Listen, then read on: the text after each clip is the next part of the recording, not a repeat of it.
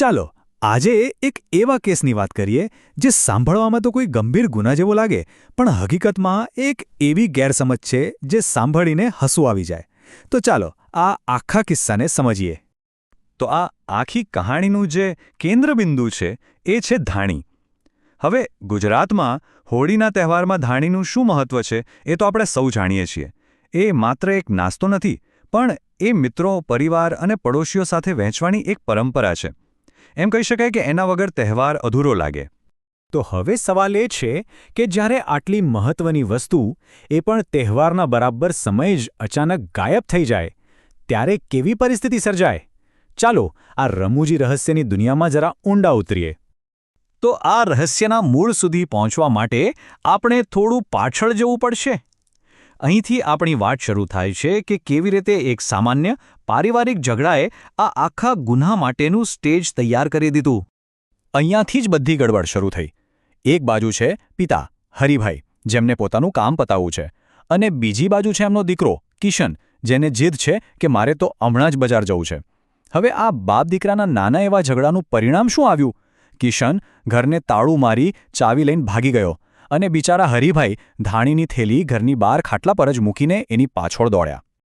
તો હવે જરા આ કેસની ફાઇલ પર નજર કરીએ. હકીકતો એકદમ સીધી અને સાદી છે. તહેવાર માટેની ધાણીની એક થેલી ઘરની બહાર એક ખાટલા પર પડી છે. ઘરને બહારથી તાળું મારેલું છે, અને માલિક એટલે કે હરિભાઈ થોડી જ વારમાં પાછા ફરે છે અને જુએ છે તો ધાણી ગાયબ. બસ અહીંથી જ આખો સીન ક્રિએટ થાય છે. અને હવે શરૂ થાય છે અસલી મજા. પીડિત એટલે કે હરિભાઈ પોતે જ ડિટેક્ટિવ બની જાય છે, અને એમના દ્વારા જે તપાસ શરૂ થાય છે એ એટલી અસ્તવ્યસ્ત અને રમૂજી છે કે શું વાત કરવી. અને એમની તપાસની શરૂઆત કેવી ધમાકેદાર રીતે થાય છે જુઓ. બસ એક જ ડાયલોગ, આ આખો વાત ચોર છે. બસ એમની અંગત સમસ્યા સીધી આખા મોહલ્લાની સમસ્યા બની જાય છે.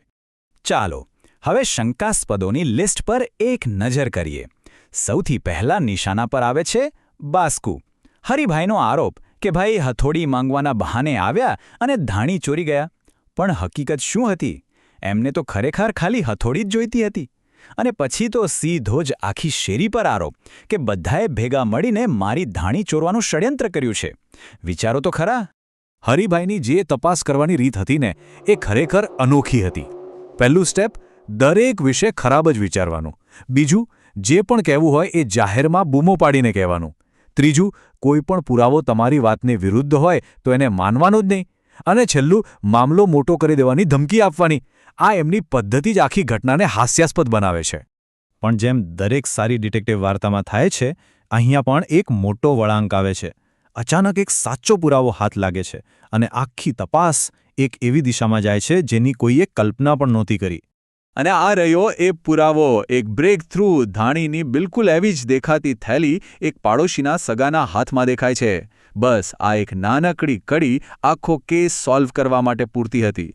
અહીંથી તપાસ સાચા રસ્તે આગળ વધે છે. અને જ્યારે એ ભાઈને પૂછવામાં આવ્યું કે આ ધાણી ક્યાંથી આવી, ત્યારે એમનો જવાબ એકદમ સીધો અને નિર્દોષ હતો.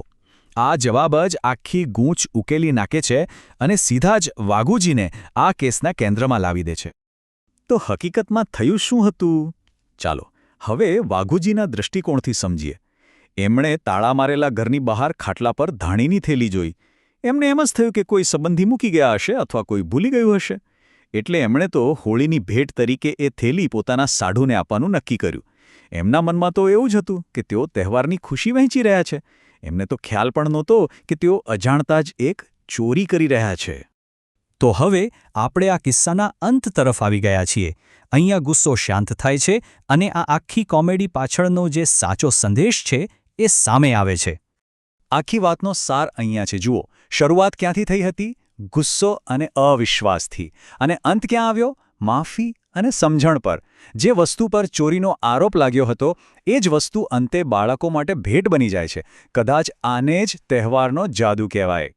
ચાલો આ ચાર્ટથી આખી વાતની ગંભીરતા કે પછી હાસ્યાસ્પદતા સમજીએ. ધાણીની કિંમત કેટલી? માંડ 50 રૂપિયા. હરિભાઈએ ગુસ્સામાં આવીને ધમકી કેટલાની આપી? 50,000 રૂપિયાની. અને વર્ષોની પડોશીઓ સાથેની મિત્રતાનું મૂલ્ય? એ તો અમૂલ્ય છે. આ ચાર્ટ જોઈને જ બધું સ્પષ્ટ થઈ જાય છે. તો આ આખા મજેદાર કિસ્સામાંથી આપણે શું શીખી શકીએ? પહેલી વાત કે ગેરસમજ ક્યારેક ઉત્તમ કોમેડી સર્જી શકે છે. બીજી વાત, તહેવારનો સાચો અર્થ વસ્તુઓમાં નહીં પણ લોકો સાથેના સંબંધોમાં છે. અને હા, એક રમૂજી શીખ એ પણ છે કે તમારો નાસ્તો ક્યારેય આવી રીતે ખુલ્લો ન છોડવો. અને સૌથી મહત્વનું, જેને આપણે ચોર સમજીએ છીએ એ કદાચ અજાણતા જ કોઈ સારું કામ કરવાનો પ્રયત્ન કરતો હોય. અને અંતે આ કહાની આપણને સૌને એક વિચાર કરતા મૂકી જાય છે. ખરેખર વધુ કિંમતી શું છે? ધાણીની એક થેલી કે પછી મિત્રો અને પડોશીઓ સાથે વહેંચાયેલું એક નિર્દોષ હાસ્ય?